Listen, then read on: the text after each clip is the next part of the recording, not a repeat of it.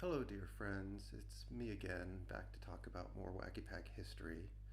This will be history lesson number 2, the evolution of the first series. History lesson number 1 is not a prerequisite for lesson 2, but if you want to see it anyway, you know how to find it.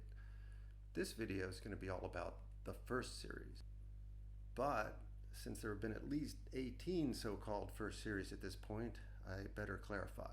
I'm talking about the legendary first series from 1973, the one that went viral and started the obsession now going on for 50 years. If you were there, meaning you were around 8 years old, give or take, in 1973, or you had kids that were that age, or you were an elementary school teacher, then you know what I'm talking about. If you weren't there, then it's oddly hard to explain it. It was just one of those magical, unrepeatable moments. And there's even such a thing in the hobby as 1973 envy. If you were for some reason into this hobby and you weren't 8 years old in 1973, then in some way you always felt like an outsider. Roxanne Tozer had a case of this for a while, and she got over it, but it's a real thing and a topic for another day. This video is not about why people love wackies, and I will make that video eventually. But this video is about the curious particularities of the first series and how the bizarre distribution of titles came to be. So this is what the legendary 1973 first series sheet looks like. Notice there's only one Levirus, one Pall Mall, one Mutz, and one Bandache, while there are multiples of all other titles, and a whopping 6 Matty Boys. So, how did this happen? For 30 years, we all assumed naturally that it was intentional and to get us to keep buying packs and hunting for those short prints, and it certainly did. But by the end of this video, I will have convinced you otherwise. Let's start by taking a look at the Uncut sheet for any other series. This is the 4th series Uncut sheet, the full 4th series Uncut sheet.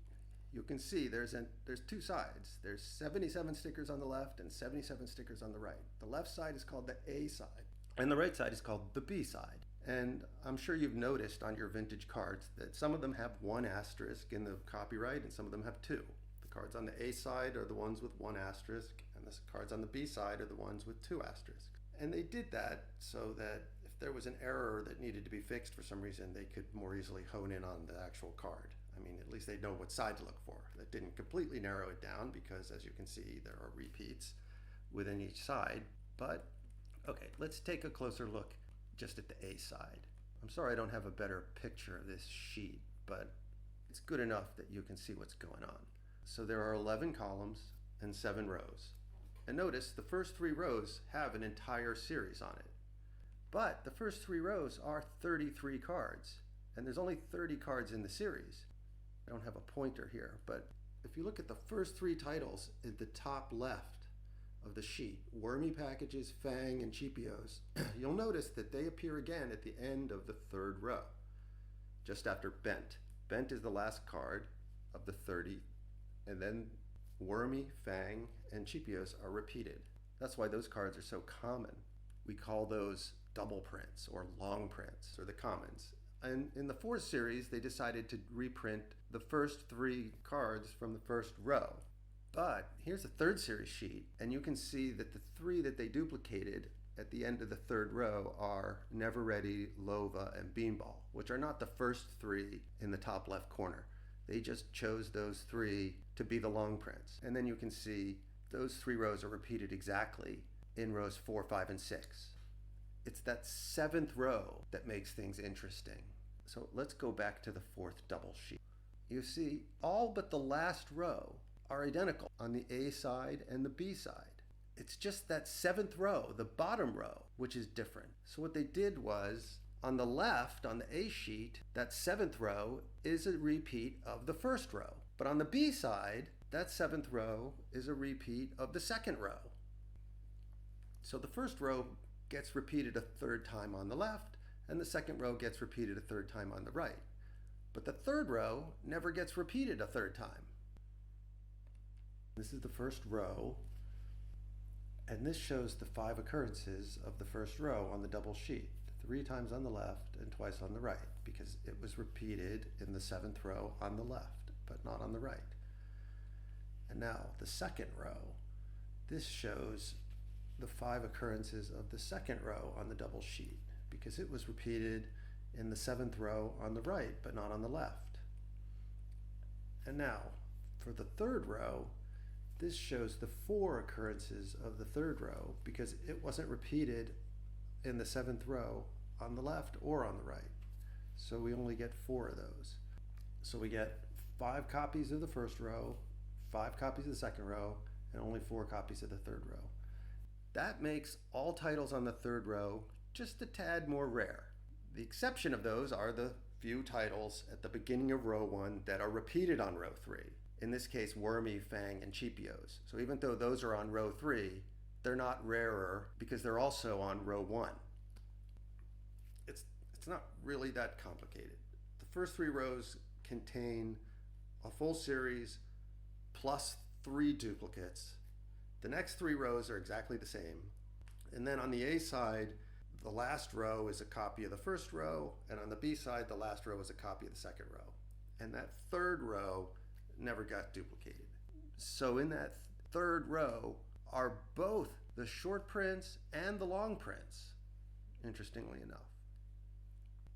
And that's how all series sheets are, from the 2nd series through the 9th series, and also the 11th, 12th, and 13th. The 10th, 14th, 15th, and 16th were different because they didn't have 7 rows, they had 12 rows. They still had 11 columns, but they had 12 rows. And 12 is divisible by 3. So they could repeat the first 3 rows 4 times exactly with no short printed row. Here's what the 10th series sheet looks like, and it's the same for 14th, 15th, and 16th. There are no long and short prints unless a title was pulled, and that only happened in the 10th series. All this information is compiled on a web page on my site. It's actually quite useful because it's hard to remember which are exactly the third row titles, but those got to be priced just a little higher. Those are the ones people are always looking for.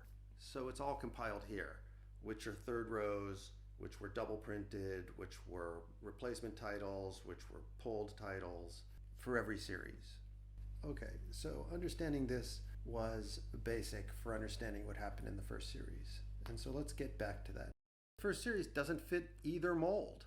There were A and B sides also of the first series, but actually both sides in this case were laid out identically, and there aren't even asterisks. So really identical, except for the margins, which still indicate there's an A sheet and a B sheet. Now, in terms of how this sheet is laid out, it is very mysterious. It doesn't have a complete series on the first 3 rows. Notice it takes 4 rows to complete one series. So instead of having 2 complete sets on the sheet and change, there's only 1 complete set on the entire sheet. And now rows 5, 6, and 7 are repeats of rows 1, 2, and 3. Notice that Levirus, Pall Mall, Mutts, and Bandake are on row 4 and only row 4. And row 4 never gets repeated on either side. That's why those 4 titles are so rare. They're only printed once on the entire sheet. Meanwhile, look at Matty Boy. It's once on the first row and twice on the third row, so it's repeated 6 times. So there are 6 Matty Boys for every Levirus, Pall Mall, Mutts, and Bandake. Everybody was sure they did this on purpose in order to make people buy more packs, because that is what we did. We bought more packs, trying to find that Bandake. This was hobby gospel for 30 years. Now, those 4 titles are not right next to each other on the sheet, but notice they are the last 4 titles on the checklist. So it just seemed like for sure they were fully aware that these were the key titles. In other words, circumstantial evidence that they did it on purpose. But it felt like strong evidence in any case, and everybody believed this. That is, until we didn't. Because we eventually worked out the full logic behind the first series sheet evolution and how it was laid out. We here refers to me and Dave Schmidt, a well-known Wacky Pack researcher and historian. And to our great surprise, once we worked out how we actually got from point A to point B, we had to admit that it was not done on purpose. It was entirely circumstantial.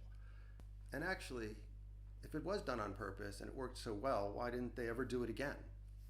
I mean, I guess we assumed they were threatened by lawsuits or something, who knows. But anyway, To unpack this story, we're going to have to go all the way back to the beginning, because Wackies were not born in 1973.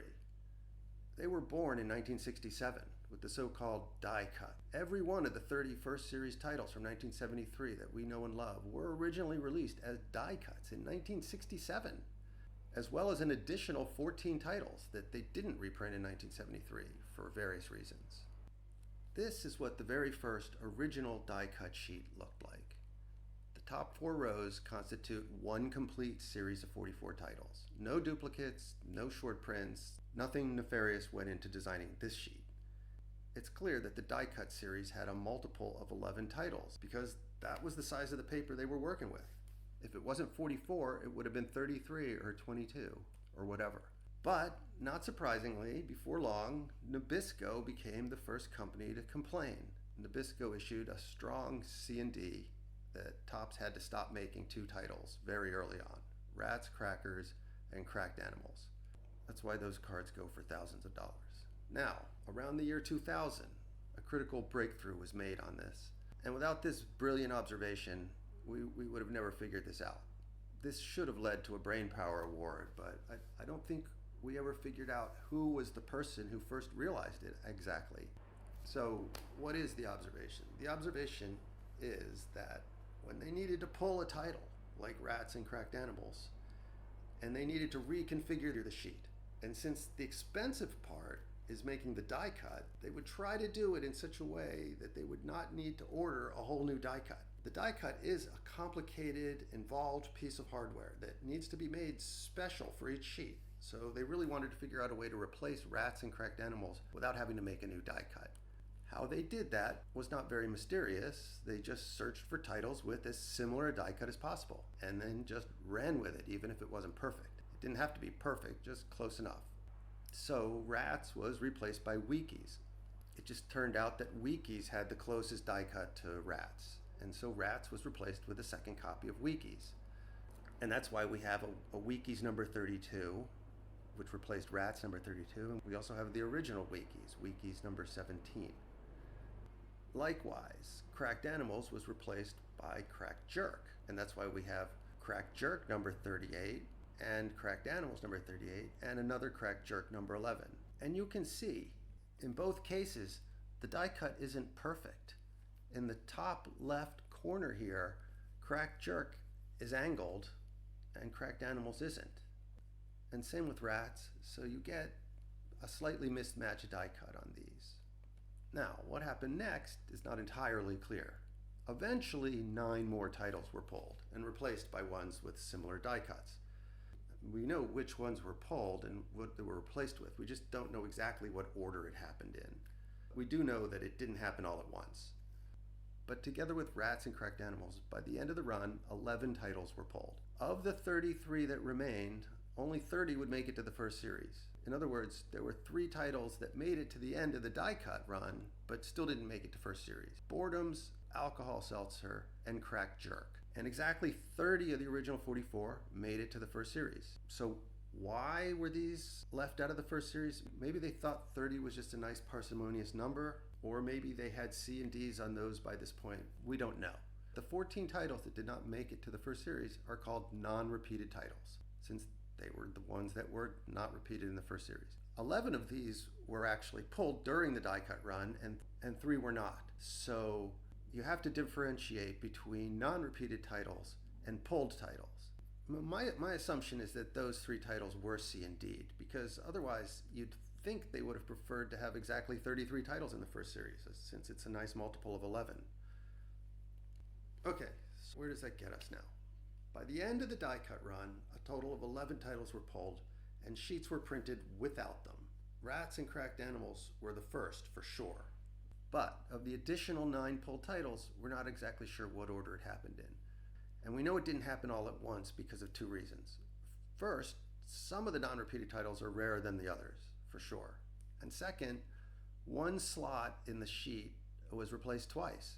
And that's card number 21, Moron Salt. It was replaced by Jolly Mean, and then again by Matty Boy. So there are 3 die cuts with number 21 on the back. And Jolly Mean 21 was produced for such a short amount of time that it is by far the uncontested toughest of all die cuts. at least twice as hard as rats and cracked animals, maybe 3 or 4 times harder. You almost never see them.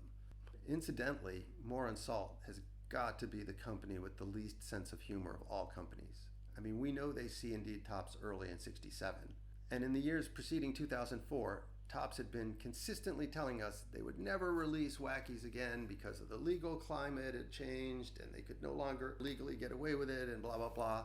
Ironically, it turned out the exact opposite was true. It's now far easier to get away with product parody. And when they did finally bring them back in 2004, we were all totally amazed when they started reprinting the old forbidden titles. It started with the Rats Magnet in 2005. Man, what a sight that was when those things first came out. It was just incredible. And in 2008, they released the Flashbacks, which were reprints of the vintage originals. And sure enough, Moron Salt was there. And shortly after release, we were shocked and delighted when in 2008, Morton Salt had eBay pull down any auctions for these brand new Moron Salt stickers. Banned on eBay. Paul Ardropoulos took up the fight with eBay and eventually convinced them of the folly of this.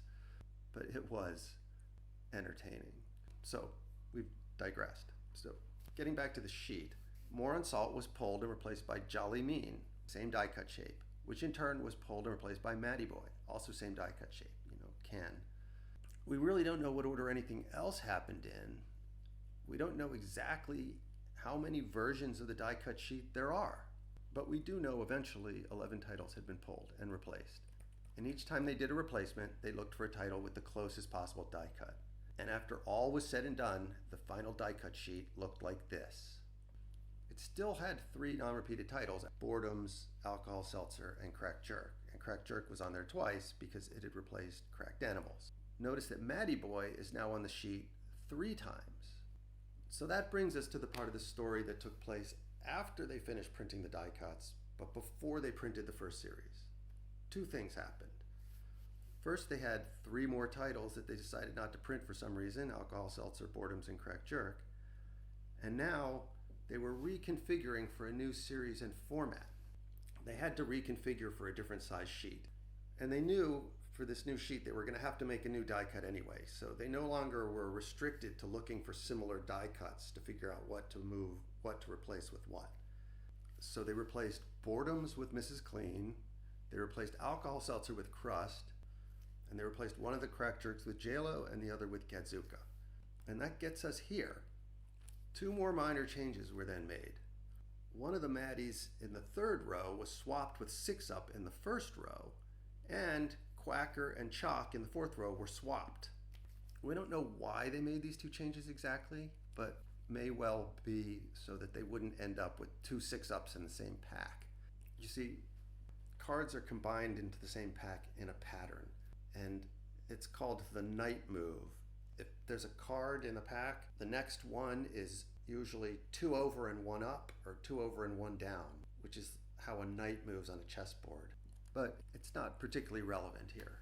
The point is, this is the sheet configuration that all the previous changes finally resulted in. And none of this had anything to do with making kids buy more packs. We got here through a bunch of random events based on C&Ds, similar die cut shapes, and the consideration of not having duplicates in the same pack. Now, in 1973, this new peel and stick paper that they had was sized just for 7 rows. So they did the usual thing. They printed the first 4 rows of the sheet, configured exactly as the last die cut sheet was, plus the few additional changes they had made after the series ended. Then they repeated the first 3 rows to get to 7. Since Levirus, Pall Mall, Mutts, and Bandache only occur in the 4th row, and that row never got duplicated, they're only once on the entire sheet. Now, you might have noticed that Grave Train also only occurs in the 4th row, but it occurs twice, so that offsets the fact that the 4th row wasn't duplicated. It's just those titles that only occur in the 4th row and only occur once. Now look at Matty Boy. It occurred 3 times in the top 3 rows, and those 3 rows were duplicated as the last 3 rows, so we end up with a whopping 6 copies of Matty Boy. And we end up with a massive imbalance. Something they never did again, and it was clearly totally unintentional. But it certainly did help Wackies go viral in that first series, creating, these titles with such a mystique. I mean, I never saw any of those. No kid in my school had them, but they were on the checklist. So, to recap, the 4 key stickers in the first series, Band-Aid, Levirus, Pall Mall, and Mutts, are simply the stickers from row 4 of the die cut sheet that were not used as replacements for any other pulled die cuts, simply because they did not have a similar die cut shape to any of the titles that they had to pull. It was that random. That's what distinguishes them, and nothing else. So this laid to rest 30 years of conspiracy theories about Topps marketing practices in the 70s. So on the website, there's a table that gives a summary of the count for each title. The imbalance did indeed lead kids to buying more and more packs to get those short prints, but it was entirely unintentional, and they never did it again. Well, not until the modern era started in 2004. Now they make all kinds of short prints on purpose. But in 1973, they really weren't thinking that way. So now that we've straightened all that out, it's interesting to look at what happened during the first series. With all the changes that happened during the die cut run, surprisingly, very little, if any, changes happened during the first series run itself. I guess all the companies that were gonna complain already complained in 1967 and 68, and they had gotten it out of their system. But it had long been speculated that Band-Aid was pulled, because it does seem harder to find than the other 3. I always thought that was because it was just the most convenient one to stick on something. I mean, it fits perfectly on a box of Band-Aids. But then so does Pall Mall. But everybody has a box of Band-Aids. But eventually, this sheet from the Twilight Zone turned up. Apparently, they did pull Band-Aid, or at least they wanted to, and they also pulled Skimpy. They replaced the 2 Skimpies with Taster's Choke and Bald. So, okay, this sheet was almost certainly never taken to market, because Bald and Taster's Choke were never reported to be found in any first series packs. But anything is possible. I wish I could read what's written near Band-Aid there, but I can't quite make it out. But that sheet is just incredible. So Taster's Choke and Bald, those already existed during the first series, but weren't released until the 4th series. So there you go. The first series sheet did evolve through quite a few versions to get us to the funky proportions we were subjected to as kids. It took 30 years to figure out we were not diabolically manipulated out of our milk money. I also reminisce about the good times when Dave and I worked this stuff out and there were so many mysteries in the hobby. But there's still plenty of mysteries left to be solved and plenty of opportunity to make your mark. So, as always, thanks for sticking it out to the end of this video. That means you're a true Wacky Pack scholar. And if you like these videos, please leave comments, subscribe, upvote. Those are all used in the algorithm, so I hear. I mean, since I've been making these videos, I've actually been contacted by people who never even heard of Wackies, but saw some of these videos and subsequently started collecting. So the more we can get YouTube to promote these videos, the better for the hobby. There's a lot more history to report, and I'll get right to work on the next one. Until then, I love you all. Be well, be safe, be good, and all those positive things.